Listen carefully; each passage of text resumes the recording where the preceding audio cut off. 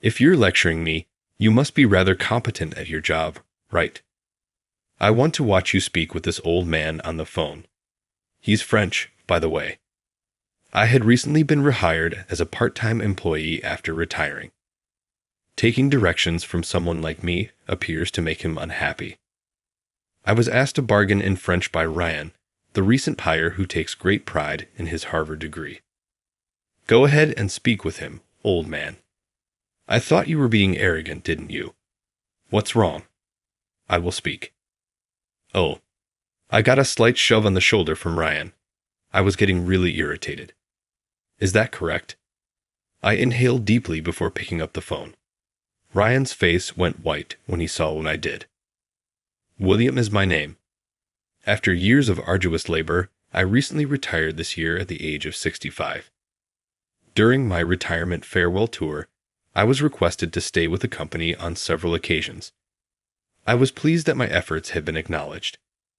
I therefore made the decision to rejoin a sizable, reputable trading organization where I had ties after talking it over with my wife.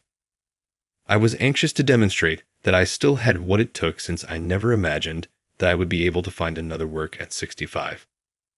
But my wife and I had also organized a trip overseas. You know, you don't need to exert yourself too much. You truly enjoy what you do, don't you? What are you discussing? Of course, I value you more than my job. However, if you wanted to, are you certain you could still work a full-time job? No, everything is all right. I've already put forth enough effort. Let the younger generation take the initiative. My wife was aware of my enthusiasm for my work and how much I genuinely enjoyed it. But I wanted to take advantage of the opportunity to travel with you. Since our honeymoon, this would be our first time traveling alone. In order to have a flexible schedule, I asked to be employed as a part-time employee during my interview. William, we would be overjoyed to have you, they added. The business was more than willing to comply with my request. I was lucky enough to begin working part-time at this new company because they promised to modify my schedule as needed. The task was made easier by the fact that I knew a few faces from past interactions. Naturally, I had a lot of new information to learn, but I quickly caught up by using my experience to make up for my advanced age.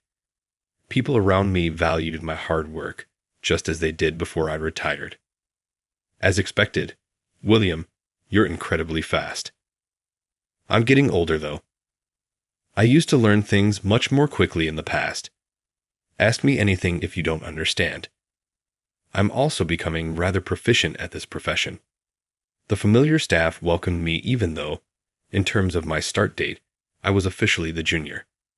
Given my prior work expertise, a few of them even approached me with inquiries when they were stuck. I didn't hesitate to communicate what I knew.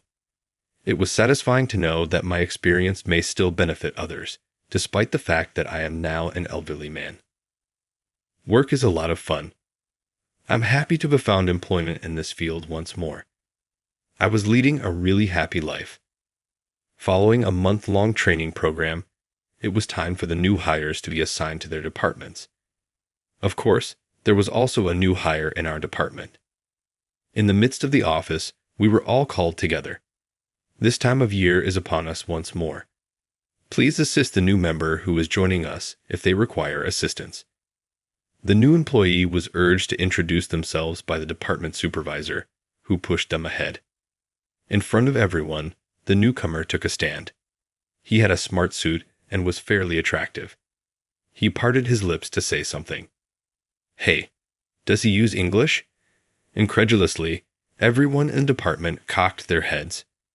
Suddenly, the new guy was speaking in English, although it was difficult to understand what he was saying. I apologize for it. I've spent a lot of time at Harvard. Anyway, it's good to meet everyone. Ryan is my name. I'm excited to collaborate with you. Ryan, the newcomer, lowered his head.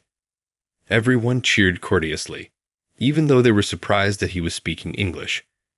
Ryan smiled smugly, seeming as though he mistook their shocked looks. I apologize for that. Sometimes I just forget to speak English because I'm so accustomed to it. When I was a Harvard student, 5 more minutes of Ryan talking about himself. He made sure everyone knew how outstanding his English was by mentioning multiple times that he was a Harvard graduate. So, yeah, it's time to return to work. Let's conclude with the introductions. All right, Ryan, I'm excited to work with you. Thank you, indeed. I'm excited to collaborate with you as well. The boss, Mark, interrupted him and told everyone to return to work. Ryan smiled brightly in response. Since then, Ryan has been a constant topic of discussion in the department. He tried to use English in his conversations every day. Although his excitement was valued, it got to the point where people had to put their job on hold in order to deal with him, which left them grinning awkwardly. As we collaborated, we discovered that Ryan's supposedly fluent English was actually very difficult to comprehend. Ryan would remark, "Well, it just comes out naturally because I only spoke English while I was at Harvard." However, his English was hard to understand, even for native English speakers, and at times we couldn't understand a word he was saying. But he boasted so much that nobody was willing to tell him it out loud. We simply nodded in agreement to continue the conversation even when we couldn't understand what he was saying. Then Ryan came up to me one day. He posed a question, but I tilted my head in perplexity, unable to understand what he was saying. "Could you say that again?" I said. Ryan spoke again, but his unintelligible pace and pronunciation made it impossible to follow. "School" was the only word I could make out. I chose to ask him for a favor, though, because I didn't think I could understand even if he repeated it in English. "Would you mind saying it in Japanese?" Ryan clicked his tongue irritably at my attempt at a courteous grin. "Hey, you're not understanding." "English? Why does this guy working here when he doesn't even speak English? Everyone working for this company is expected to speak English fluently." Ryan's tone was obviously sarcastic, At that moment, nobody else was present. Ryan gave me a quick smack on the shoulder, knowing this. "Hi, elderly gentleman. I wanted to know where you attended college. English is taught even in Japanese universities, correct?" "Actually, though, I didn't attend college. I only received my middle school diploma." "How come?" "In middle school, you're not telling the truth. How did you join this organization?" Ryan started laughing so hard that tears started to form in his eyes. "Oh, hurry up. Really? Is this business so in need of employees that it is employing an elderly man who has only completed middle school and is unable to communicate in English? Oh, I see. I take that you were employed as a janitor."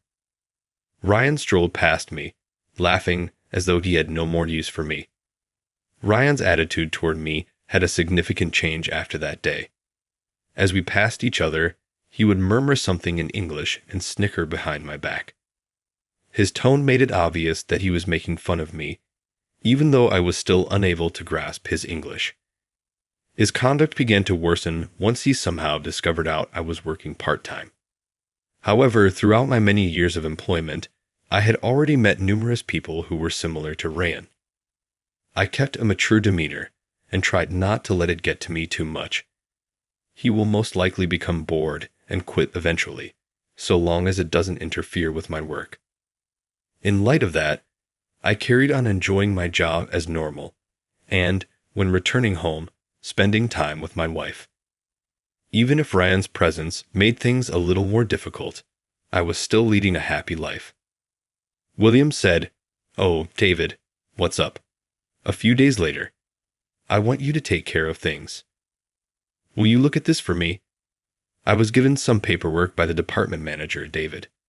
Looking through them, I saw that they were regarding a contract with St. Corporation, a big American firm. With locations across the world, St. Corporation is among the biggest corporations in the world. I was well acquainted with them. I figured you'd be the best guy for this because they have so many branches. Are you certain that giving someone who works part-time such a large job is acceptable? Oh, William, hurry up. I have faith in you. Oh, Ryan, by the way. David called out to Ryan, "Hey, Ryan." Ryan answered right away but he scowled a little when he saw me. As David went on, "What is it, David?" His scowl changed to one of perplexity and rage. "Ryan, you'll be helping William because you speak English well. Learn from him and observe his methods." "How come? Am I meant to help William?"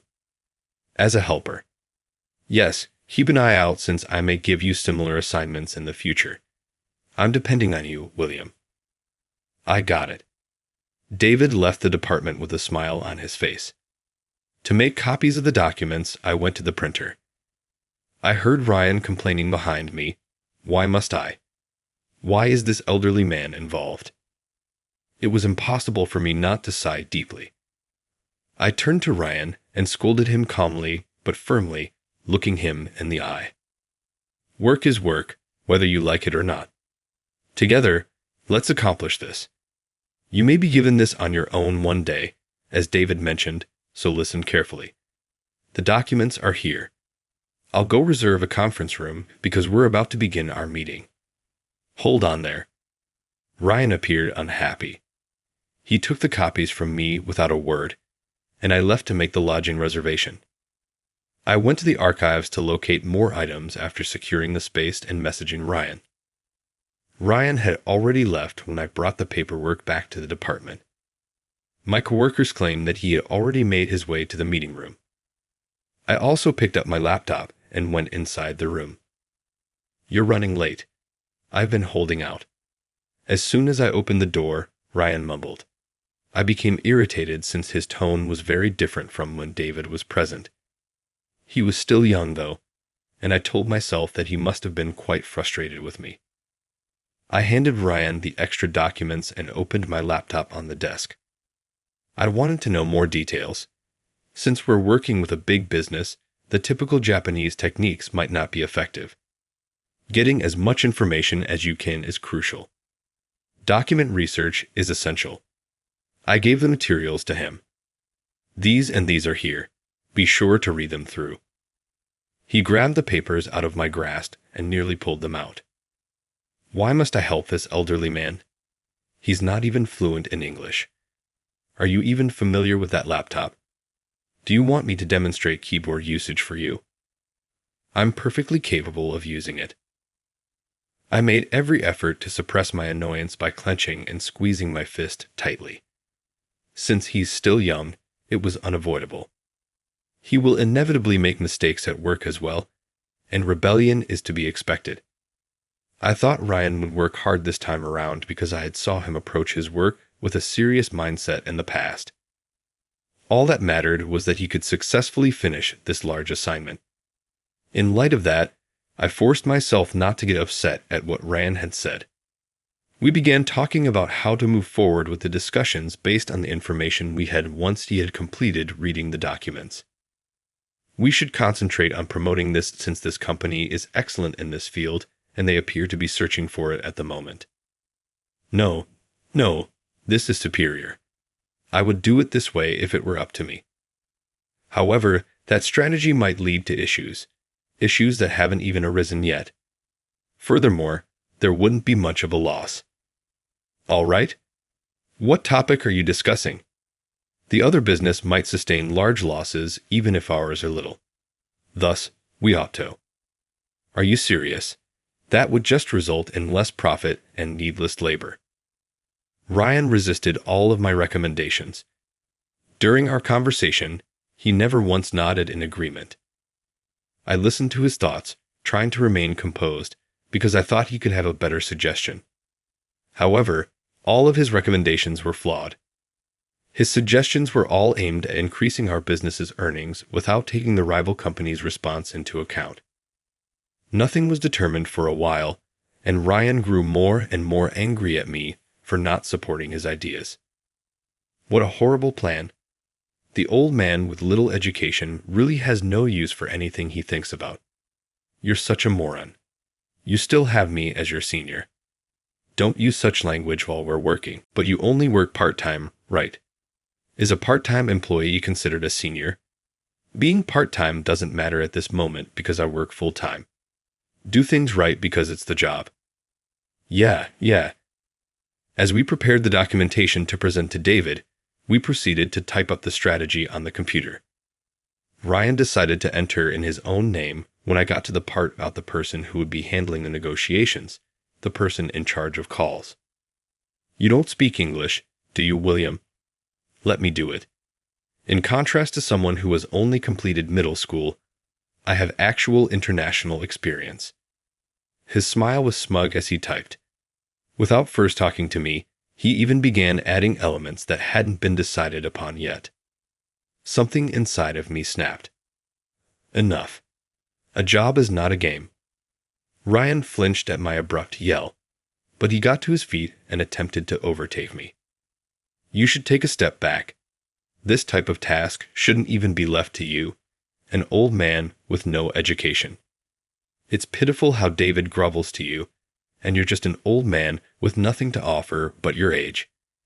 In the warehouse, someone like you ought to be cooped up in the back sorting papers. Instead, why don't you go do that?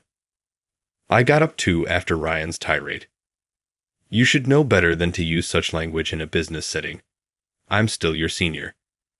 How does hearing such derogatory remarks affect your coworkers, in your opinion? Ryan was shocked by my loud voice. He seemed really astonished because I didn't often raise my voice. I didn't care, though. You haven't even thoroughly examined these materials, I said, gesturing to the papers arranged on the table. You have no knowledge of the other business. You haven't even bothered to ask me any questions or conduct any investigation. Knowing your negotiating partner is the fundamental rule of this work. Have you not even been taught the fundamentals? Ryan slammed his laptop closed, his face flushed. Then he stormed out of the conference room, grabbing his laptop. He clicked his tongue loudly as he walked away. Why don't you simply do all the dirty labor yourself, old man, if that's how you're going to be? As a part-time worker, you should only do the essentials. Wait. When I called for him, Ryan continued to walk and vanished into thin air. I watched him disappear behind the door, and then I calmed down. I sat down by myself in the now quiet conference room and took a big breath. Given the intensity of our dispute, I assumed Ryan wouldn't report to work the following day. Perhaps I ought to have handled it more composedly. As I made my way to work that morning, I experienced a slight sense of regret and loneliness. But as soon as I got there, Ryan walked right over to me with a somewhat arrogant expression. William, good morning. Whoa, you've already changed your perspective. That's really amazing. I was so amazed by Ryan's speedy recuperation that I also gave him a warm greeting. Oh, good morning, Ryan. About yesterday. I started, but Ryan interrupted and gave me a piece of paper. I looked at him curiously as I accepted it. I've completed the task already. I'm fast at this stuff, unlike a part-timer. What is this? We were working on the report yesterday. Don't tell me you've already forgotten. It was the document that we had collaborated on. You've already completed the report in spite of our differences. Well, at least you didn't include any of the details we hadn't finalized. I began reading the document with relief, but something didn't feel right. Upon arriving at the portion containing the financial data, I verified the numbers 1, 2, and 3 times. As I frantically reviewed the numbers, Ryan erupted in laughter and clutched his stomach. Are you criticizing the document because it was created by a novice? A Harvard graduate like me would never make a mistake. In addition, I've already forwarded it. You sent it to the client. Obviously. Remember that I work quickly. I was taken aback by what Ryan said. After yesterday, I was determined not to raise my voice, but I couldn't resist shouting. Hey, this sum is incorrect. This might cost our business $1 million if it succeeds. What? My voice reverberated throughout the department, and then, as if to heighten the tension, a phone rang. When the internal line buzzed, I responded right away. This is William from the Department of Foreign Sales. Hi there. Is Ryan present? The French chapter of St. Corporation has called for him. It was Ryan's call. He grabbed the phone out of my grasp and requested to connect. I watched Ryan nervously as the connection to the French branch was connected and I was unable to hear the other person's voice. Ryan started talking on the phone in English. His statements seemed to be repeated repeatedly, but then he abruptly shifted to hesitating in French. It appeared that his English was not understood by the other side. A loud voice on the other end of the line was heard while I watched in increasing alarm, and then the phone was abruptly cut off. Slowly lowering the receiver, Ryan stood stunned. I gave his shoulder a light tap. What did they say? Ryan's expression contorted in rage as soon as I asked, and he smacked my hand away. Avoid playing tricks on me. Old man, you're to blame. This wouldn't have occurred if you had simply completed everything and submitted the paperwork yesterday. I took a deep breath instinctively as he spoke, but this time I was able to maintain my composure. Avoid blaming others. This was the result of your careless behavior. Tell me what they said, please. Stop talking. I'm still getting used to it. You didn't understand, did you? Stop talking. Despite my limited knowledge of French, I was able to understand the words. I tried to stabilize Ryan by putting a soothing touch on his shoulder. Slow down. Make sure to take notes the next time you speak with them on the phone, and let me explain anything you don't understand. Acknowledging your ignorance is a crucial aspect of becoming a professional. Then you do it, old man. Ryan interrupted me because he was so frustrated. You ignorant fool, you dare not boss me around. Just perform your work and stop wasting time with your useless advice. He chuckled at me and gestured toward the phone. It was a scornful, mocking chuckle. Go ahead, give it a shot. You believe you're really intelligent, don't you? Mr. Middle School Education, let's see what you can do. The individual on the other end speaks French, by the way. Like a razor, Ryan's comments became more and more piercing, but there was no time for this. We had to get to work. We were running out of time, so I took a quick look at the clock. I grudgingly hit the button to dial the number again. On our end, the phone rang. This is Street Corporation's French branch. Hi, this is Japan's inspirational operator. Please let me talk to your representative. Yes, of course. Just a minute. I turned to look at Ryan. He was staring at me with wide eyes and a slightly open lips. The fact that I could speak French obviously surprised him. Hey, this is not how we can communicate. You also speak French well. I sincerely regret what I did previously. I'll be answering the phone. My name is William. Oh, at last. Someone who comprehends me. Fantastic. I had an urgent matter to discuss, so I contacted. It has to do with the papers you sent this morning. I offered my heartfelt apologies and explained the mistakes in the paperwork. I promised to quickly prepare new, updated documents and deliver them again. Luckily, we were able to avoid any major repercussions because the financial statistics had not yet been finalized and it was still in the review stage. I was relieved, so I thanked the agent and hung up. Woo! We were fortunate to catch it in time. I looked straight at Ryan. You know, they said they couldn't understand a word of your French. So, what if you can speak French? Ryan was ready to respond when the internal phone rang once again. Startled, Ryan leaped. Beep. I apologize, but there are a lot of calls coming in. In addition to the Italian and Spanish branches, there is one from Street Corporation's Chinese branch. Ryan's face went white. I looked at him and realized right once that Ryan probably only spoke English. I hurriedly grabbed the phone and requested that the operator connect me to each branch one at a time. Hello, this is William speaking. I started using Chinese to communicate with the individual on the other end. No time to see how Ryan would respond. I answered calls in a variety of languages, including Spanish, Italian, and Chinese. It had been a long time by the time I was done. I was relieved that the last call was over and took a deep breath.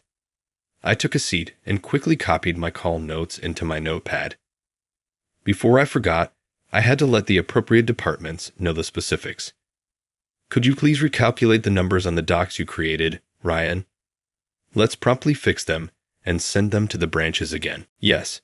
When I saw Ryan's feeble reaction, I turned to face him. His expression was lifeless, displaying the remorse and annoyance of making a mistake while typing on his computer. Without looking at me, Ryan posed a question to me.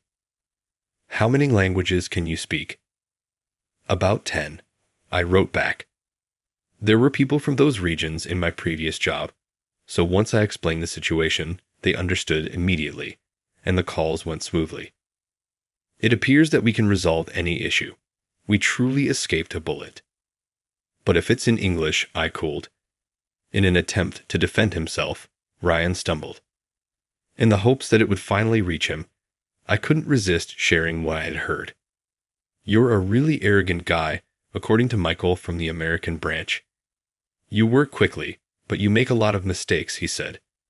Additionally, he asserted that proficiency in English does not equate to excellence. What? Additionally, it's really difficult to understand your English. I found it difficult to follow, and Michael admitted that he had trouble understanding you at points. To prevent interfering with the work, he intends to urge David to let me handle your responsibilities until you are able to communicate more effectively. To be honest, you've merely made my plate bigger. After saying this, Ryan had a deceived look on his face when I turned to face him. He had never before been made aware of this, it appeared. I stopped working and looked straight at Ryan. Although language serves as a tool for communication, the motivation behind it is what counts most. Communication should come naturally. There's no use showing it off. English proficiency alone did not earn you a Harvard degree. All right. You were able to achieve more because you put a lot of effort into your studies and learned how to use English. In an attempt to uplift Ryan, I gave him a gentle pat on the back. When I was younger, I also made a lot of errors. Despite the fact that I barely completed middle school, I was frequently made fun of for it. I'm here now because I put in a lot of work and conquered those obstacles. Now, Ryan, it's acceptable to make mistakes because you're still young. Just be careful not to do them again. Ryan had been shouting, but now he was silent. He seemed to think about what I had said as he looked down. He finally gave a silent nod of agreement. I returned to my work satisfied. Okay, let's resume our job. Don't worry, we've made it this far. Let's continue and get the job done, shall we? Ryan answered quietly. After that, there were no more disagreements between us, and the work proceeded without incident. It was finally the conclusion of the workday. The sky outside the window was completely dark. Usually, I would begin packing things with a feeling of achievement, but today I had another destination to go with Ryan. We knocked on the door in front of us, both of us feeling anxious. The door was marked with the words, President's Office. Knock, knock. Enter. It's William and Ryan. Ah, enter. We apologize. We opened the president's office door together. Our president, Mr. Anderson, was inside, his face grim with rage. Today's error was the topic of this meeting. Although it had been a tight call, we had barely avoided suffering a significant loss. I told Mr. Anderson what was going on right away. What were you thinking, Ryan? Mr. Anderson reprimanded Ryan while he was still upright.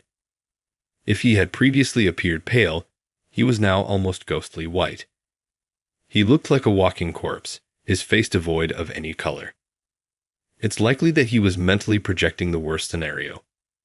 He tightened his fists, bowed his head desperately, and fought back tears.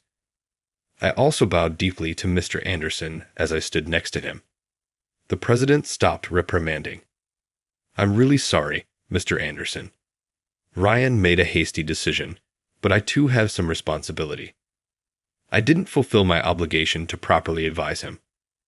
I shall now approach my work with a fresh sense of diligence. I continually lowered my head in contrition. When he saw how sincere I was, Mr. Anderson let out a long, tortured sigh and leaned back in his chair. I'll overlook this because of William. However, Ryan, if you make another error like this, You should be ready to quit the company." Ryan glanced up at Mr. Anderson, who gave him a serious nod. "I'm grateful. I'll take great effort to avoid making any additional errors." "William, thank you so much for it. You two must be worn out now. Leave for home today, and starting tomorrow, let's keep up the good effort." "Yes, I'm grateful. Thank you, and enjoy your evening." We bowed once more and slipped out of the president's office. Ryan turned to me and bowed deeply as soon as we were outside. "Thank you, William. Thank you so much." He appeared to be a different person. His attitude had entirely altered. Ryan seems to have been reborn. As I was about to go, I waved my hand dismissively, but before I could say anything more, Ryan, full of fresh resolve, bowed at the waist in a respectful gesture. "Let me learn from you, William, please. In this work, I wish to watch and absorb your example. Tell me everything you know, please. I genuinely ask you to do this." I felt valued after hearing what he had to say, and I couldn't help but smile while I scratched my cheek. "Just be sure to observe and take notes, okay?" Ryan was somewhat more modest after that. He seemed like a totally different person. He completely ceased boasting and started paying close attention to what other people had to say. He promptly sought guidance when issues emerged. Our big project went off without a hitch and without any more errors. Working closely with him, I saw that he had a keen mind thanks to his Harvard degree. He was incredibly competent, learning new abilities fast and using them successfully. He was a man of extraordinary talent. Even his English problems, which I had observed, greatly improved when I pointed them out. Ryan took the criticism seriously and put a lot of effort into fixing his errors, which greatly improved the readability of his English. Although it might be challenging to change deeply rooted language and habits, Ryan made the effort to practice consistently. To gauge his progress, I had to attempt to call our American contact, Michael. Michael felt a great sense of admiration. He gave Ryan his complete support, saying, "Now I can trust him with this." My workload started to lessen as a result, and I now have more time in my schedule because I can take time off anytime I choose. I still work, but I now love taking trips overseas with my wife. Everyone has made mistakes. Nobody has ever succeeded without failing at some point. But the most important thing is what you do when you make a mistake. I've come to think that as long as you keep striving to improve, it's acceptable to fail frequently. At my age, I've learned again that it's more essential to learn from your mistakes and move on rather than to hide them.